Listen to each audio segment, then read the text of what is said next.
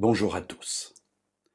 J'ai toujours été frappé dans la Bible de voir combien les grands personnages étaient toujours dans l'attente de voir Dieu. Nous avons plusieurs récits. Le récit de la vie de Moïse, le récit de la vie de Paul, de la vie de certains des disciples. Bref, l'attente de voir Dieu, de le rencontrer. Et alors, évidemment, je me pose la question de savoir quelle est mon attente. Est-ce que j'ai ce désir de rencontrer Dieu?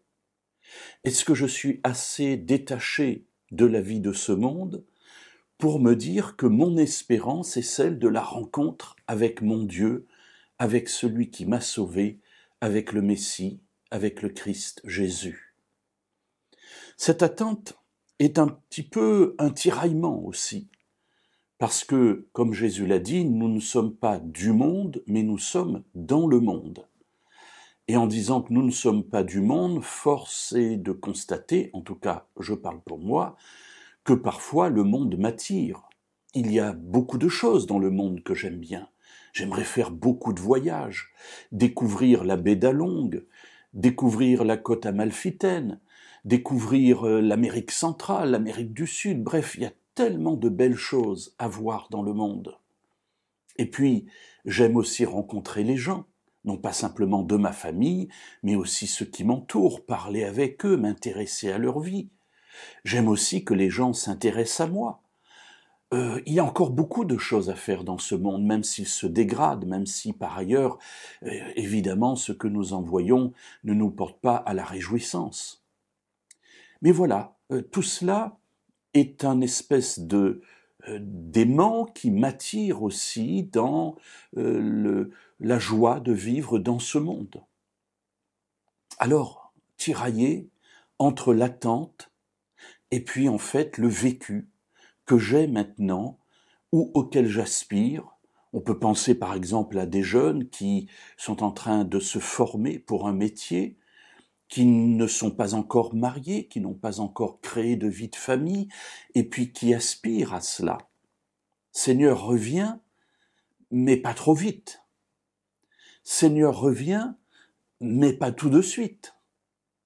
Et vous voyez comment parfois cela peut être ambigu. Seigneur, reviens, parce qu'il y a encore des personnes qui ont besoin de te connaître, peut-être dans mon propre couple, dans ma famille, avec mes enfants, mes amis, mes collègues de travail, peu importe. Donc on est là constamment dans ce tiraillement qui fait que d'un côté, nous sommes encore, j'allais dire, heureux de vivre dans ce monde parce qu'il y a des perspectives. Je ne parle pas de choses mauvaises, je ne parle que des bonnes choses que nous pouvons vivre ici. Et puis de l'autre côté, cette attente, ce désir que nous avons de pouvoir vivre dans la vie éternelle, déjà pour ne plus connaître le malheur que nous connaissons, mais aussi dans la Bible pour rencontrer Dieu. Alors mes amis, oui, ce tiraillement, ce déjà et ce pas encore vers lequel nous tendons ou que nous reculons, eh bien c'est la vie que nous menons. Pourtant, je voudrais aujourd'hui vraiment que nous puissions penser à ce cri poussé dans la Bible, le cri de l'attente que nous trouvons dans le livre de l'Apocalypse, au chapitre 22 et au verset 17. L'esprit et l'épouse disent « Viens ». Que celui qui entend dise « Viens ». Que celui qui a soif vienne. Que celui qui veut prenne de l'eau de la vie gratuitement.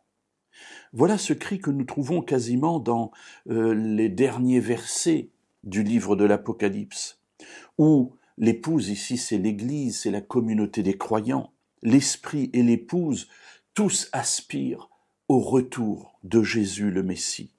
Et bien que celui qui entend dise « Viens » et que celui qui a soif vienne pour boire l'eau de la vie gratuitement.